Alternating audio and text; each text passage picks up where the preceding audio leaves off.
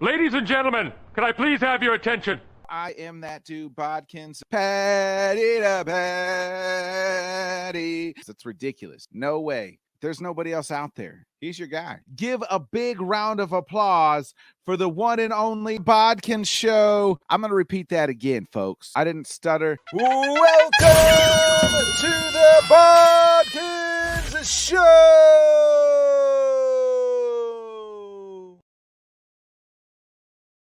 Good evening, everybody. Welcome to another great episode of the Bodkin Show. I am that dude, Bodkins. It is a lovely Sunday evening. A couple things. First, shout out to my lovely wife, everybody that's reached out to her in the last 48 hours, 24 hours. She had a little bit of surgery. She is doing well, better than what she was, is in recovery. So she has been holding down the fort. I've been playing daddy duty, nurse duty, doing it all, and trying to watch a little college basketball. Let's just say brackets busted. I mean, this has been upset city, upset galore. You name it. It seems like every game is a dogfight. It looks like Alabama, who I did have winning, looks like the best team in the country, looks like the number one overall seed. Will they get caught next weekend?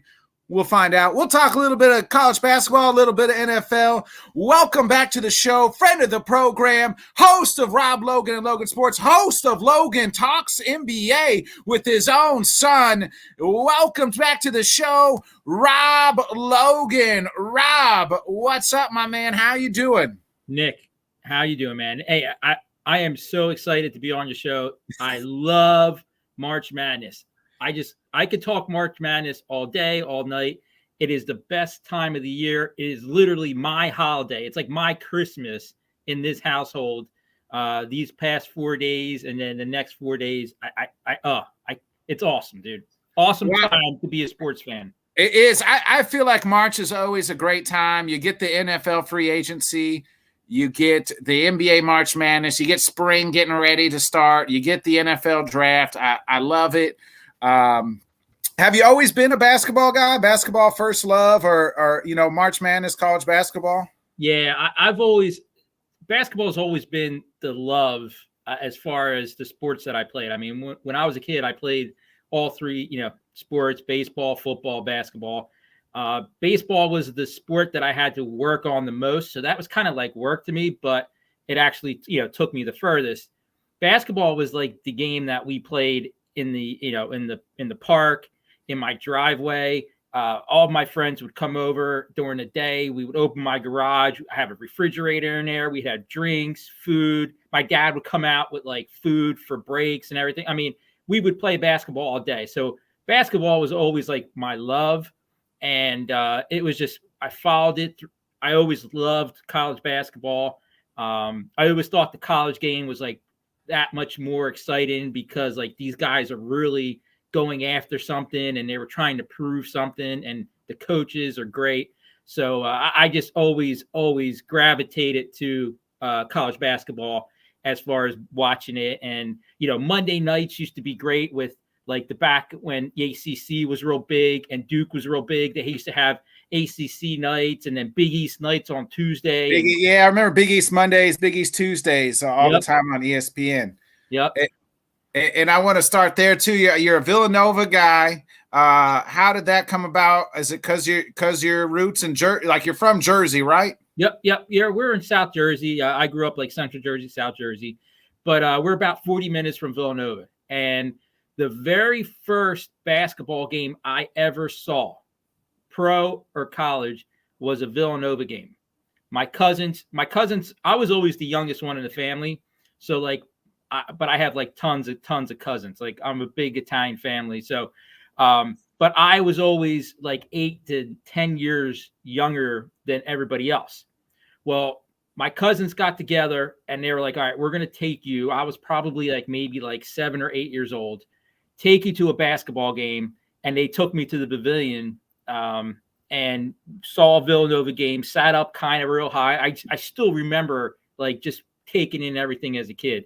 And ever since then, I've always followed Villanova. I've been around, there. I've taken my son there. Now he wants to go there and play basketball. So it's just, it's just a great atmosphere there. And with Coach Wright there, he made it even better because he was very he was like a man of the people. I always kind of said, say anything you will about how good of a coach he was, but he was like that man. He would always go around, talk to you, shake your hand, if you were ever there with him. And he was just a great guy. So we just fell in love with it. Now I enjoy having that relationship with my son where, he's kind of like a big Villanova guy. So I kind of passed that down to him. So it's just been great. And it was a great run up until this year. I was going to say, you've had a nice run, especially with Coach Wright there. It was kind of up and down. I guess you had the 85 or so when you guys upset Georgetown. Yes. One of the biggest upsets in college basketball history. That was a little bit before my time, but Villanova's always kind of been right there. There for the longest time, Jay Wright was kind of known as a team, but they always would falter around the Sweet 16. Mm-hmm. And then he did have two national titles, I believe, or was it 3? 2, correct? 2, 16 and 18. 16 and 18, retires last year. What does that team got to do now to continue this program? This year was a down year. What do they got to do to kind of get back into that? Well, the college game is changing a lot, especially with the transfer portal being such a big deal right now. Years ago, it wasn't really the case. And now you have, the NILs that people are signing and getting big money to go to different schools. The game has changed a lot. So I think Coach Wright stepping away, passing the torch kind of to a younger coach who is probably ready to play the game a little bit more. I think that's the reason why there was that transition. So they got to play that game. They got to look into the transfer portal and maybe pick up a player or two. They're going to lose Whitmore because, he is going into the draft. They say he's a potential top 10 pick. So, you're losing him. You're losing a couple of big seniors.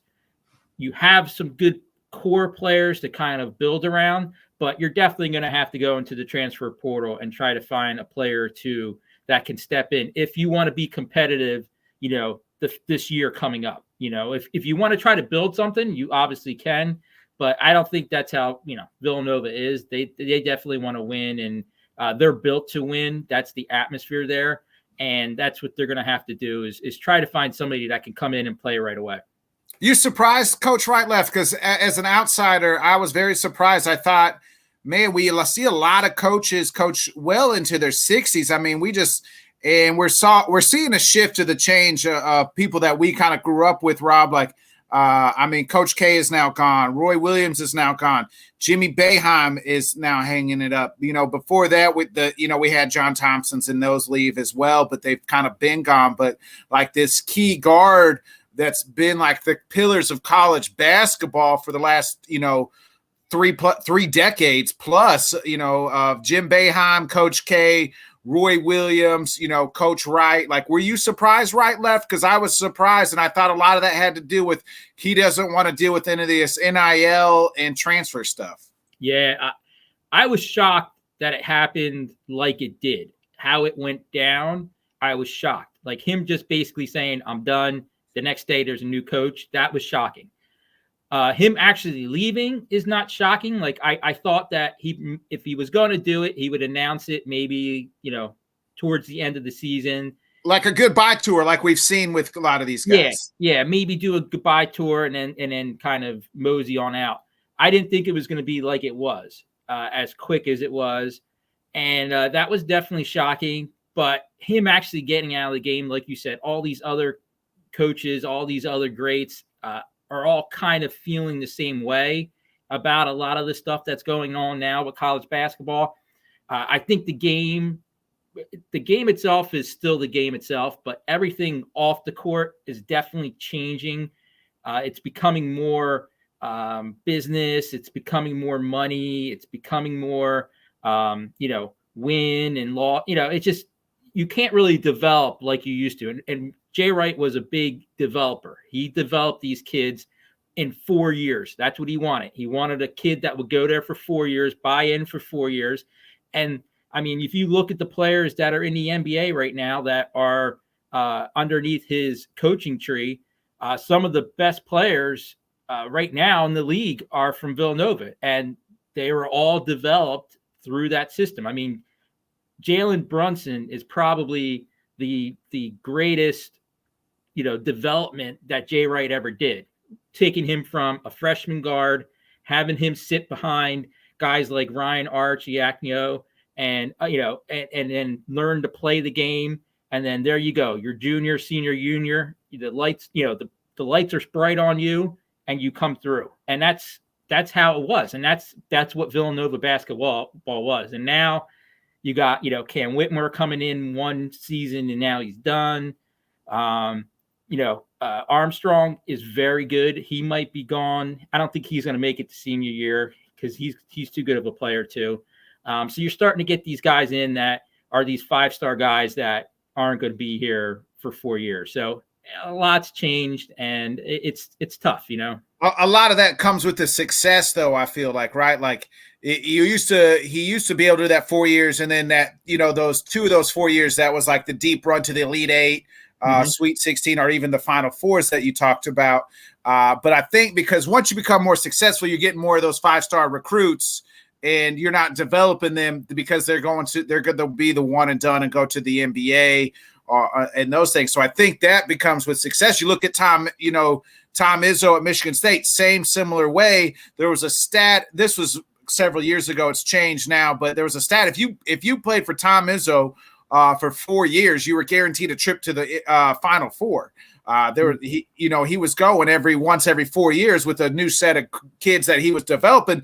And you look at the prospects that he was dealing with, there wasn't one like NBA, very minimum of like NBA where you're like, wow, this guy is headed to the league, is going to be, a stellar guy in the league. Like even now, he doesn't really quite have that. They're far few in between as far as the guys that he's doing. So like, I'm a Midwest guy and a Big Ten guy, so I've obviously that's my correlation of like Michigan State's Nova's the same way.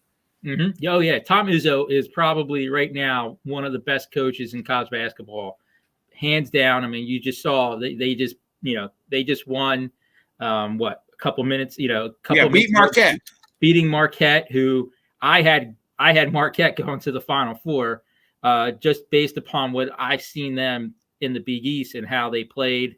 I love Shaka Smart. I thought he was going to be the difference in getting these kids, over the hump. And what happens? Tom Izzo comes in, does his game plan, does what he does, puts it out there, gets the right players out there, and boom, there you go. Michigan State on to the Sweet 16. Yeah, and I mean, most of it's wrapped up right now. So there's Creighton and Baylor's going at it. FDU and FAU are going at it, and I believe there's one other spot on the line, TCU Gonzaga. Yeah, that's a late game. I think that's starting at like 9:20. I think that's the late game tonight. Yep, and then Indiana and Florida. What has been, obviously, FDU beating Purdue. Everybody, I mean, I had Scott Cobe on Thursday nights, our Wednesday night show. We all kind of said, hey, don't be surprised if Purdue is out in the second round. I don't think anybody thought the 16 seed would beat the 1 seed. What's been your biggest surprise so far this tournament? Because it seems like a lot of these teams that we thought were going to go far or big, like brackets are being busted and torn up left and right. I'm going to stay in the state of New Jersey, and I am very impressed with Princeton University. I'm going to tell you right now, the way beat my Mizzou Tigers today. I thought when they beat Arizona, I said, "Ooh, Mizzou, nice route here to get to the Sweet 16." Yeah, I mean, the thing I was telling my son about this today. I said, Princeton plays their way, and if you are the other team, if you're not prepared to play their way and beat them at their game, then you're screwed before you even step on the court, because you're not going to speed them up. You're not going to impose your will against them. They are set. They're playing their way. It's always been that way back from when Pete Carroll was there. And that's just how you play. And these teams going in against Princeton, if you don't want to play, slow down, make those passes, play defense for 30 seconds, they're gonna do some damage. Now, they made it to the Sweet 16. Are they talented enough to make it further? I like their chances a little bit more, Rob, if Creighton can pull the upset tonight against Baylor. And that's doable. Actually, I have that picked in some brackets as far as Creighton going against Prince. I had Arizona, but making it to the Sweet 16. I mean, if they could beat, you think who you like their chances against either team? Well, Creighton's up now by 13 against Baylor. If that kind of holds true, playing Creighton against Princeton, like I said, it's going to be one of those things where Creighton's going to have to go in there, play defense for 30 seconds, and, they're going to have to play the Princeton way, a slow down game. I don't know. Princeton does have some good shooters. They have, some scorers that can at least, score and shoot a three-pointer. So they could possibly be a team that could be difficult for Princeton to play against. But, the funny thing about it is when you look at Princeton, like, especially when you see them on the court, they're actually pretty big. Like, I didn't give them credit for being as big as they are on the court. Like, I thought they were going to be like a smaller team and like their center was going to be like 6'7" and everything. No, they actually are a pretty big team. And, they play for 40 minutes every single game. And that's going to be one of the better games, I think, in the round of 16. To me, Alabama has looked like the very best team, hands down. What is it? Because Miller's about the only kid, and that's kind of follow-up question here. Like, Miller's about the only kid, like, I feel like it's got that national name to him in this whole tournament. So my first part is, why is Alabama so good, or is there another team that you feel like is been the elite level for this first weekend? And where the hell are the stars at, Rob? Like, I mean, there isn't the names. I feel like I used to, when we were growing up, we had a lot of names, right? Like, the Leitners, the Cambies, the Battiers, the Jay Williams, even your boys, Nova. Like, where are the names at? I feel like there's no names, and is that why we're seeing so many upsets? Well, I think it is because we don't see any names because they don't last that long in college basketball. These guys that are really good, they're here for one season and they're gone. And we don't see the guys that have been here for 4 years, the Leitners who have been here for 4 years and played for 4. You can get behind them. The Hurleys, you can get behind them. You can't do that. The game is changing so much with all these one and dones that it's hard to say, oh, listen, this guy we're going to root for, because the following year he's probably not going to be there. Or even root against, right? Like, I mean, Tyler Hansbrough and like a couple, the Morrison guy from Gonzaga. Like, I guess Drew Timmy's still around, 10 years later. He's about, it. Like, it's Timmy and the Miller kid from Bama. And I think a lot of his notoriety is bad stuff off the court more than on the court. And he's a hell of a player on the court. Yeah.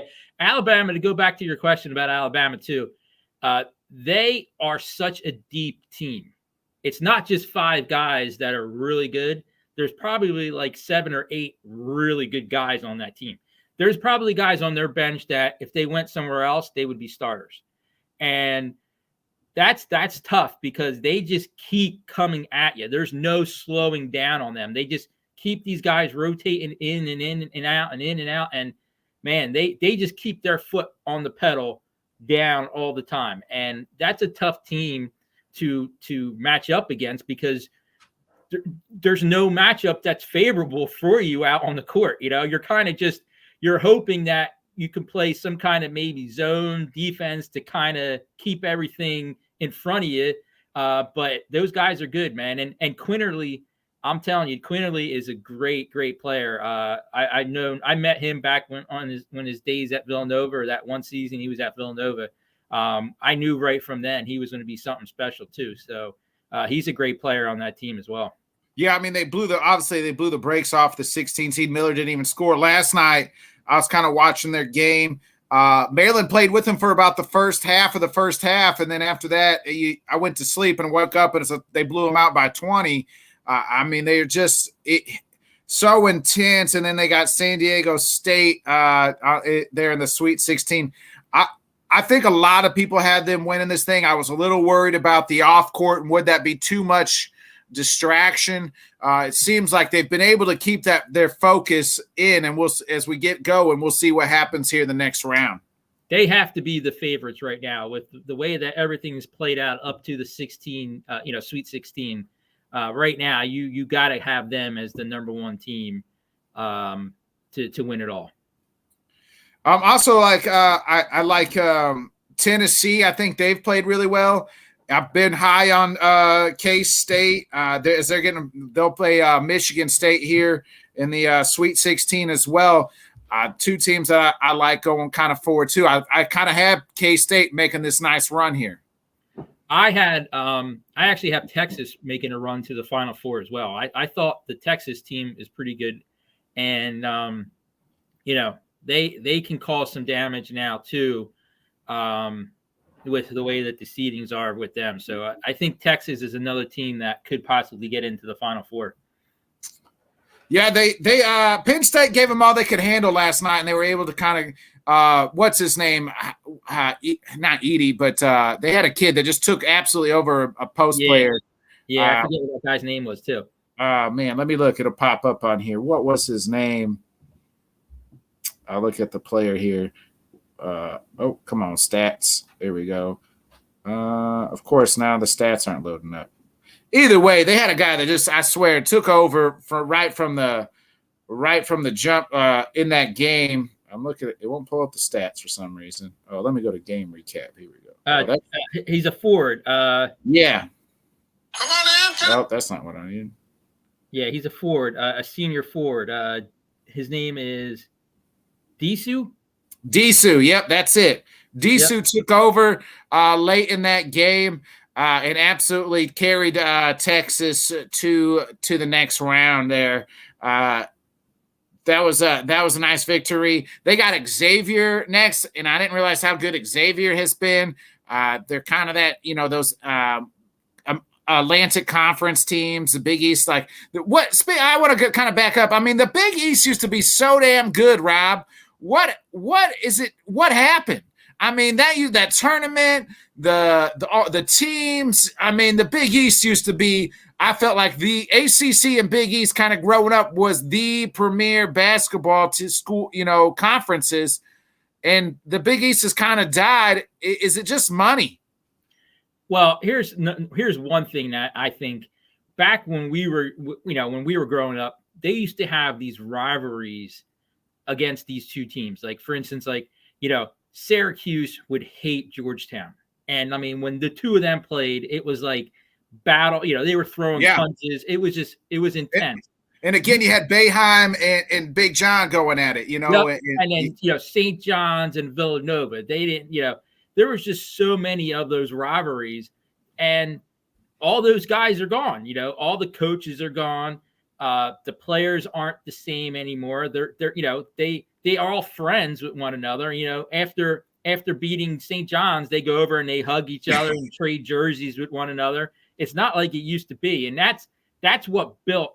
And see, they did an awesome marketing. There was a special, I think it was ESPN 30 for 30, when they talked about like the formation of the Big East and everything. Yeah. ESPN was a big integral part of that. I watched that 30 for 30. Yeah.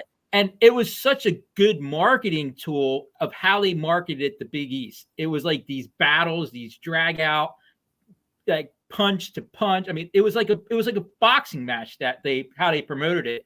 And you don't have that anymore. And all the guys that were there that made up that whole, division and conference are no longer there. It's changed.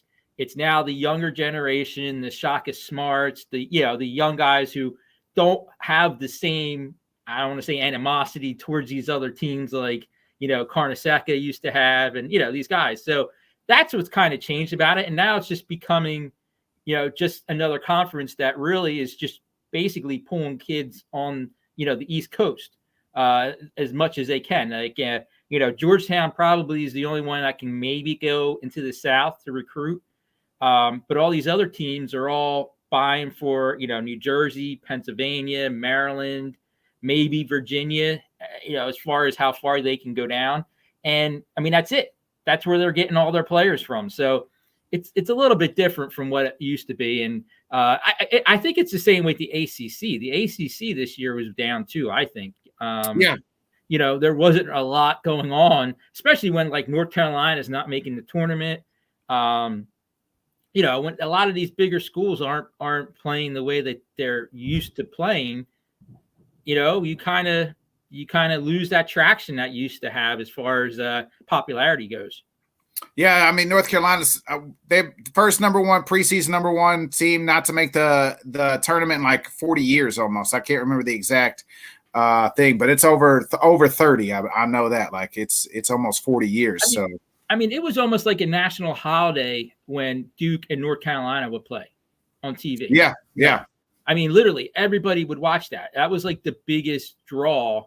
And now it's kind of just like another game now, you don't have that Dean Smith versus Coach K anymore, Well, I think it goes back to the players too, right? Like, because it's hard to get behind teams because the players change so much every year because of the transfer, the one and done, and all of that. Let me ask you, what if there was one thing you could fix college basketball, what would that be? I mean, if you go back to I would do something with the portal to where a guy, if he does transfer, he has to sit out at least a year. I think you can't do a transfer portal and then just play the next year because there's no ramifications for that. The only thing is if the coach leaves. If the guy recruited you leaves, okay. I feel like you should be able to transfer and play right away. Right. If you're just butthurt because somebody took your spot, and then that's on you. Get better. Be better. Beat that guy in practice every day. That should motivate you to be better than to be like, well, I'm just going to transfer to some other school because of this. I feel like if the coach leaves, then you have every right. Hey, I came to this school to play for this guy. He's leaving. I'm going to dip out and find, in the transfer portal and play right away. I feel like we're doing a disservice to kids, when we're just like, they just get a transfer back and forth about to 4 different schools because the competition is too tough or you couldn't make it as a starter and this and that. Like, get better. Yeah. I don't like to get all philosophical, but I'll tell you this goes back to the parents as well. Yeah. Because I'm going to tell you something right now. I go to college, right? If I said, hey, mom, dad, I'm going to go somewhere else because, I can't beat this guy out or whatever, my dad would freaking take me out back and be like, what are you talking about, dude? Get better, beat them out. You ain't going anywhere else. You made a commitment to this team for 4 years. You're playing with them for 4 years. I think a lot of it has to do with these parents because the parents are the same way the kids are.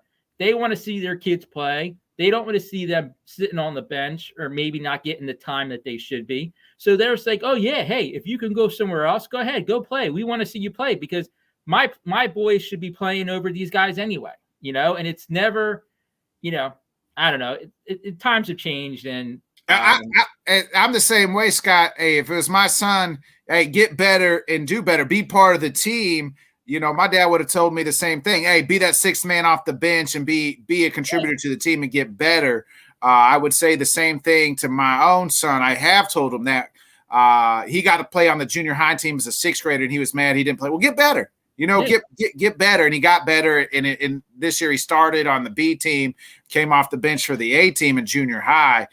Next year he'll start for the A team as an 8th grader. So like, it's just like, hey, get better. And how much work do you want to put in to be better than everybody else?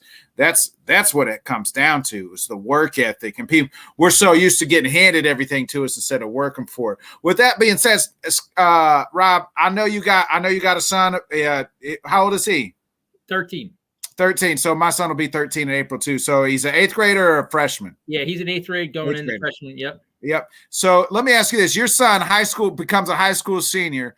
What coach do you want right now to coach your son in college basketball if you could pick one? Ooh. That's a good question because, I mean, a year ago, I wouldn't even have to blink. You would have said Jay Wright, right? Right off the bat. Hey, I want him to go play for Jay Wright, right? Yeah. There's a lot of good play. I'm a big fan of Shaka Smart. I think he's a really good up-and-coming coach. I really like him, but there's a lot of good up-and-coming coaches that are out there.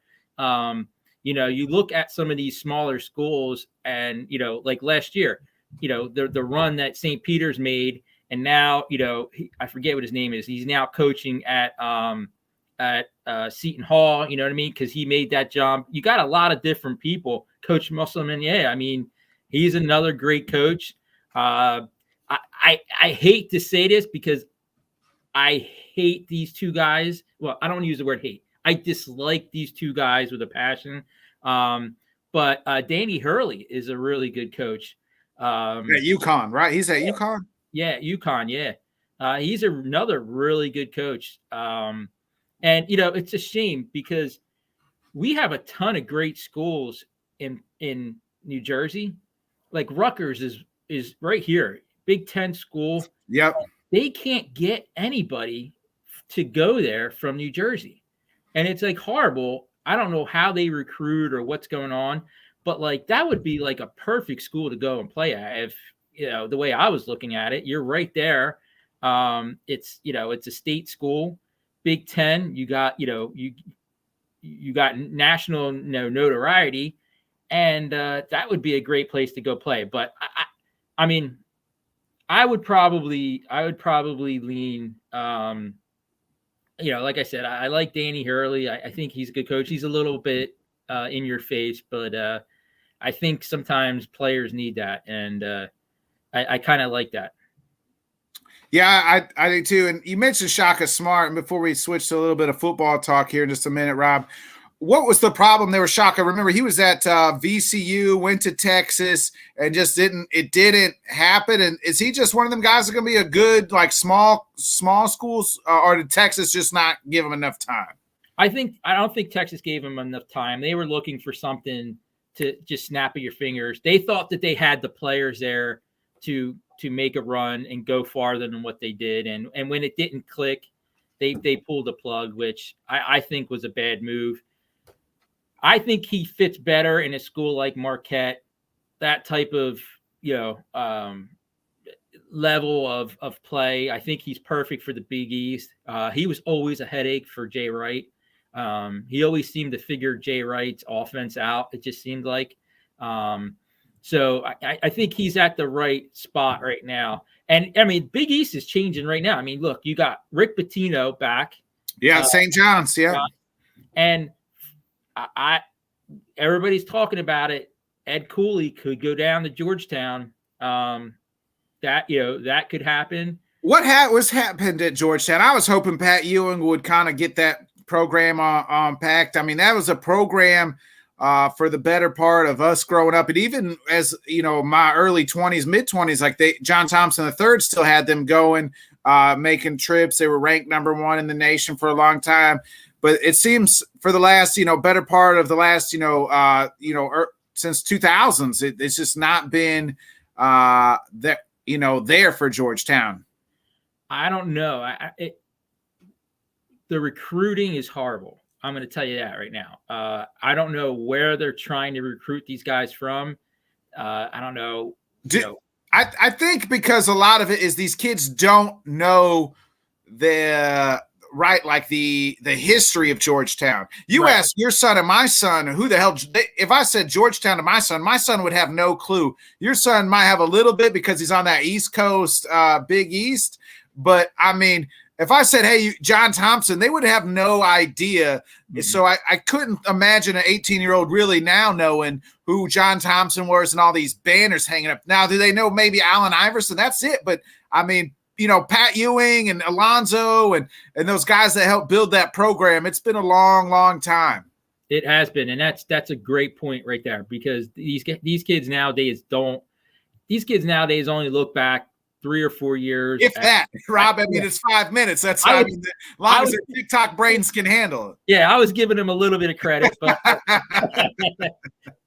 they have very short-term memories, and they don't realize the history unless your parent went there. You know what I mean? Like that's kind of the only way that it does instill down is if you are an alma mater there. You know what I mean? Like, so other than that, you're right. These kids don't, they have their own way of seeing things. And I mean, I got to say, my son's the same way. I just let him go off. And my son's an NBA kid. NBA. He loves it's hard for him to get into college for some reason. Loves the NBA. Will talk to me about NBA, but college basketball, I can't get him to watch it. Whatever reason. NBA, he watch NBA and talk NBA, but college is not his forte as far as like watching and talking basketball. See, my son we were lucky to have several J. Wright camps available to us that we would go. And literally the first time I took my son, he was probably maybe 7 years old, 6, 7 years old.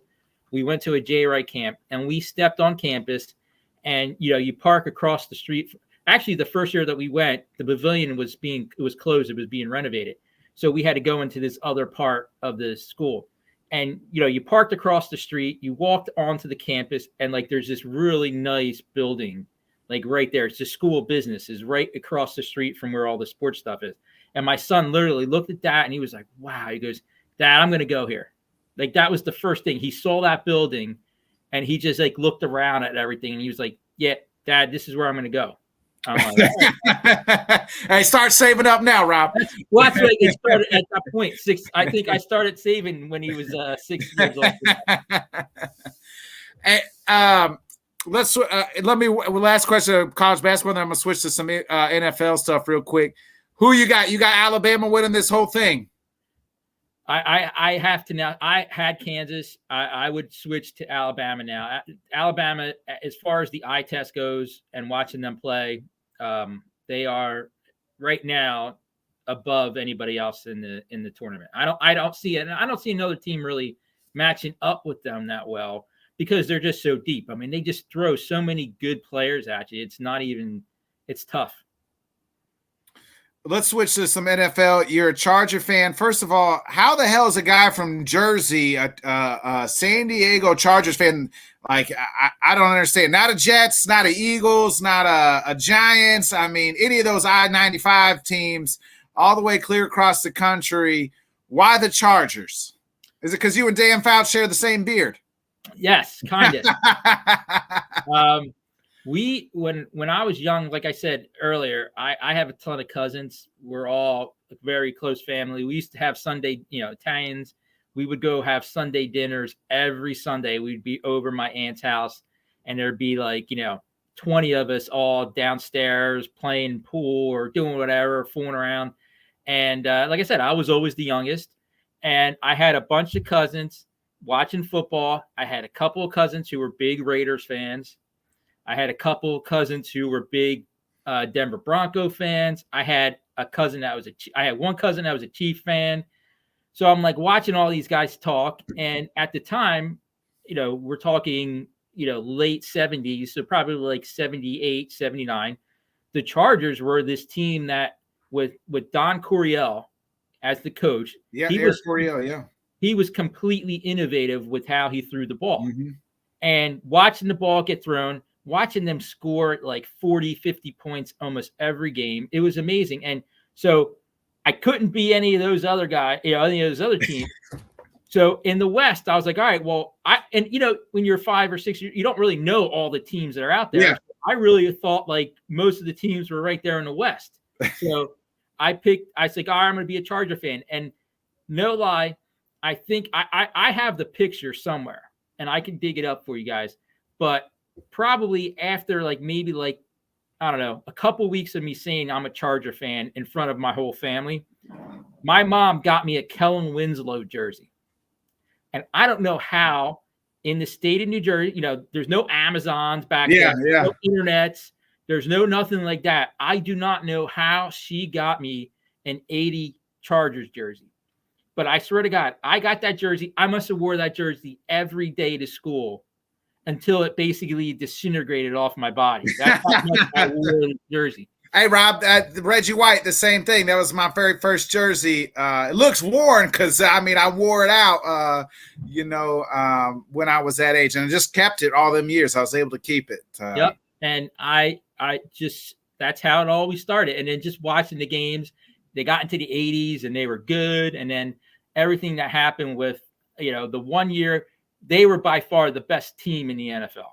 And they had to, for some reason, go into Cincinnati in like the coldest game ever played. It was just, and they were from that sunshine, and hot weather. They couldn't play in that game. So they got beat, and just so much stuff. And then the game against Miami, the playoff game where Kellen Winslow he went off and he ended up blocking the field goal and they won the game. It had to be carried off the field. Yep. And there's just so many things that just kind of happened. And then we went through a little bit of a lull, and then we, mid 90s, we were pretty good. We went to the Super Bowl. We went to a Super Bowl, and then all of a sudden that rolled into, LaDainian Tomlinson, who was like my favorite player. So that's how, it just started rolling, and then it just kind of went from there. So, I've endured a lot of pain being a lot of 8-8. Hey, Rob, I coined the phrase "Chargers going to Charger," and what that means is they're going to lose a lot of games that they should win, and win some games they probably shouldn't. Finish round 8-8, or 8-9-1, or whatever. That's just what they're going to do. Yeah. It doesn't matter who the coach is, who the quarterback is. And let's start there, Rob. I know you wanted Staley gone. What's your thoughts so far this offseason on the Chargers, and what kind of other move would you like to see him make? So they get rid of all the coordinators and keep Staley. That's the first sign, though, Rob. That's the first sign. Hey, you fire everybody you got. We're gonna keep you, and then we'll see. Those are the the sacrificial lambs, right? And they did sign Staley to a little bit higher salary than what they normally do, I believe. So they were probably a little bit afraid to fire him, and still they're very cheap when it comes to that anyway. Well, yeah, they want a new owner. It's a whole mess with the sister, right? Like the sister wants to sell the team, the brother doesn't. It's a mess. Yeah, so you have all that going on with the Spanos, and so you go out, and I had mentioned at the end of the season, I thought Frank Reich would be a perfect type offensive coordinator. Then, you give Staley like 4 or 5 games into the season. You see where they are. If they're 0-5, you can them. You make, Reich the interim coach and just go from there. Reich right away got head coaching job for the Panthers. So right then, that was off the table. Then I was like, all right, well, you got to go fly to Thailand and find Kingsbury or something. Take a charter, do something, go find him and interview him. But then that really didn't happen. And then they went and, Kellen Moore got fired. I like the hiring of Kellen Moore. I'm not necessarily like jumping up and down for it, but I definitely think it's an improvement from Lombardi, big time improvement from Lombardi. And, hopefully Moore will get Herbert back into a vertical game, getting him throwing down the field, doing some play action pass, and going from there. You have the talent on the offensive side. Well, Austin Eckler, what's your read on Austin Eckler? Well, so I had talked. Dan had me on the show, and he asked me like about Eckler, and that was right when it happened. And I was like, running backs are kind of like, they're not valued. It doesn't. Hey, I said it's easy to change. I was on Dan's show earlier today, and I said running backs is like wiping your ass. It's that easy to change out a running back. And if this guy is going to try to get more money or whatever, you don't want to handcuff yourself from a team standpoint by spending too much money on a running back. Now, with that being said, if for some reason if he does move on and he goes somewhere else, that is a big void to kind of replaced because you really had no running game last year. Eckler's not quote unquote like cowbell back. Yeah. He's not getting 1,000 yards rushing. Yes, he can score. He can, when you're inside the 10-yard line, he can get into the end zone. But you also have, Mike Williams, who's 6'4". You have, Allen, who's 6 foot something, and you have, 2 big tight ends. Okay, you know what? Instead of handing the ball to Eckler, you're going to have to like throw it up in the air and have Williams or one of these guys come down with it. I mean, you can kind of make that adjustment.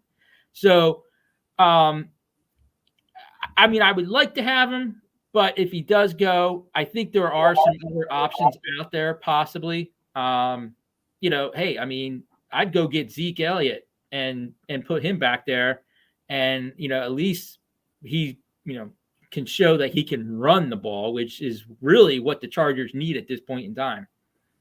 Yeah, they got the talent, the defense. They added, I think, another piece of that defense almost in the offseason as well.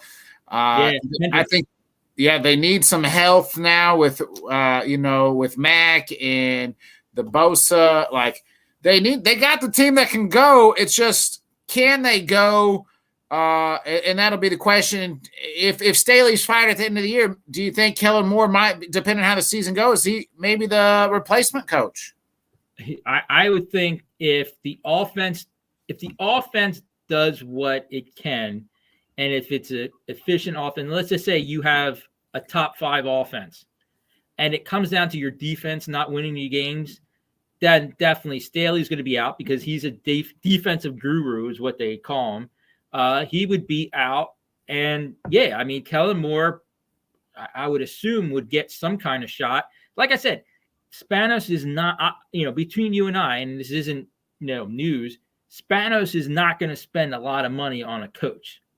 So he's not going to go out there. I know I was saying how I wanted Peyton all season last year, but there was no way that Spanos was going to pay him $20 million to coach his team. There was just no way that was ever going to happen. It's not feasible. He didn't give up a first-round pick or whatever it was. There was no way that was ever going to happen. So you're going to have to find these younger guys that are up and coming.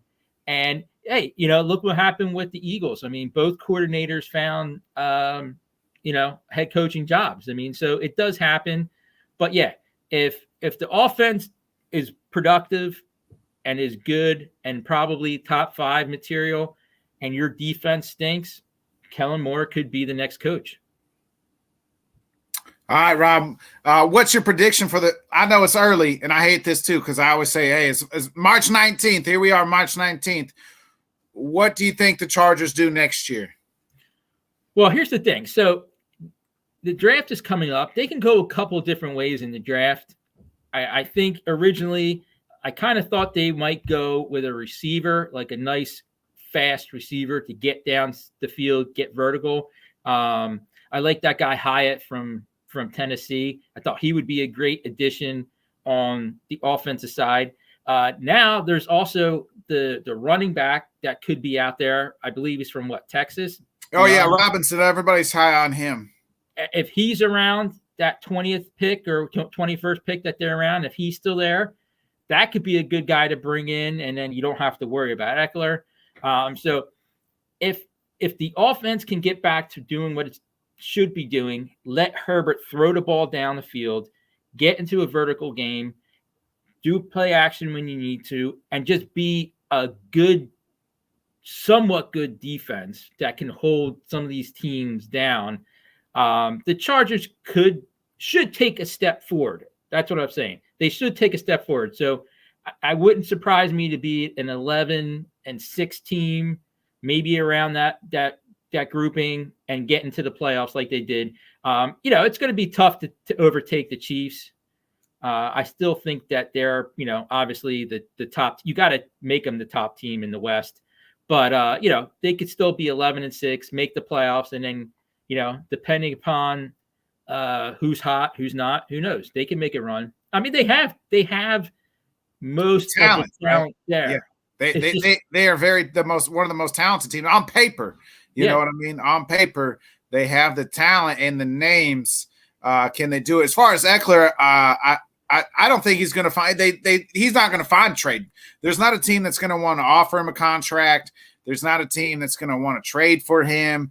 Who would trade? I mean, who would trade? Running backs are dime a dozen. I said this earlier on Dan's show too. Hey, kids, if you're growing up wanting to be a running back, change position right now because that ain't going to get you paid. Nope. You're going to get drafted one time, and you'll be lucky to even get another contract after that. If you're lucky, a lot of teams they're not going to look to pay you.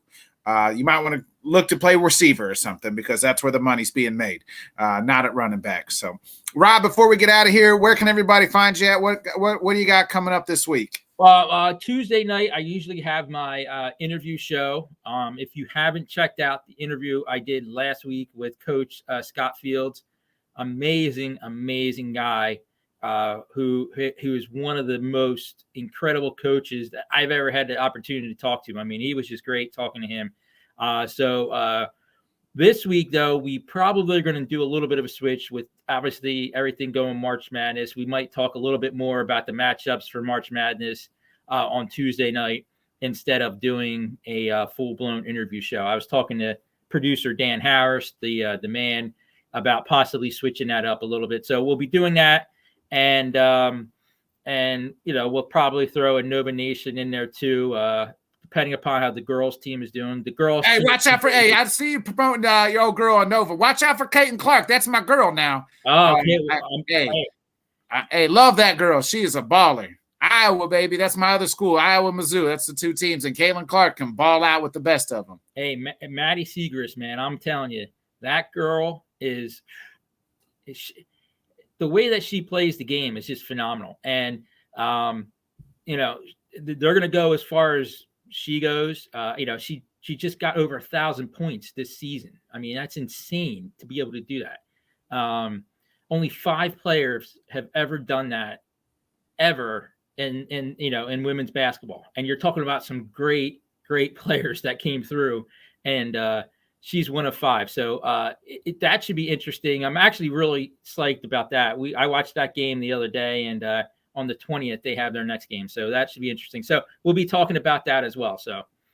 Yeah, it's crazy because I'm the same way. Like I'm all in on the Iowa girls basketball team. I'd watch Caitlin Clark, and I think she's so fun to watch, and that team is, and I just hope they can carry a run. But I don't.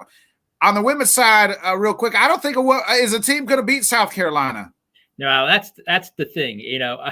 I hate to say this, and my son yelled at me for this, but we filled out women's brackets as well, and my final 2 were Villanova and South Carolina, and I had South Carolina beating Villanova. My son was totally mad at me. Lucas was like, "What are you doing, Dad?" Because on his bracket, he had Villanova beating South Carolina. So, South Carolina, man, Dawn Staley is such a great coach. She brings players together. Her and Gino are just like, they're phenomenal coaches. Like even UConn this year, as good as they are, they're missing their very best player, and they're still a top 5 team, you want to say. He does a phenomenal job coaching too. So those 2 guys, those 2 are just phenomenal. So it's going to be hard to beat Staley and South Carolina, I believe. Yeah, but my girl Caitlin Clark can. Hey, she got the green light as soon as she stepped across the court. She does. She does. I mean, she is dynamite. I just hope there's enough. She gets the help that she needs with Cesano, and there's a couple other girls on that team that can shoot it too. Cesano down low is really good. She's a good post player. She just got to stay out of foul trouble. I was nervous today because last year we got caught in the second round, so hopefully Sweet 16, here we are. Let's go. We're the 2 seed. I felt like we should have been a 1 seed. We win the Big Ten tournament and we get put as a 2 seed, and we're number 2 in the nation, but we're the 2 seed. Didn't make a whole lot of sense to me. We got a little disservice, but hey, Caitlin Clark, let's go, baby. She's going. Hey, I'm all in. Hey, man, that would be a good matchup. Clark versus Segrist. That would be a fun game. If they match up, Rob, we're gonna do I'm coming on the Nova Nation. Okay, yeah, we'll definitely do it. Hey, well, I appreciate you joining me, Rob. Thank you. It's been a pleasure. For everybody else, you guys know what to do. Be a friend, tell a friend, like, subscribe, share, hit that little bell button. I'll be back tomorrow night with me and Tanner on Buffoon and Bodkins, talking all things college basketball. We'll have Jonathan Grisham on. We'll be talking World Baseball Classic. We're going to have Jim Behringer back on, always talking a little hockey, maybe even a little wrestling. Who knows? You can catch it all on Buffoon and Bodkins tomorrow night, 8:30 Central, 9:30 Eastern. We'll see you then. For Rob Logan, this has been another great episode of the Bodkin Show. I'm hitting that outro, baby. Be a friend, tell a friend, like, subscribe, share. Y'all know what to do. See y'all tomorrow night.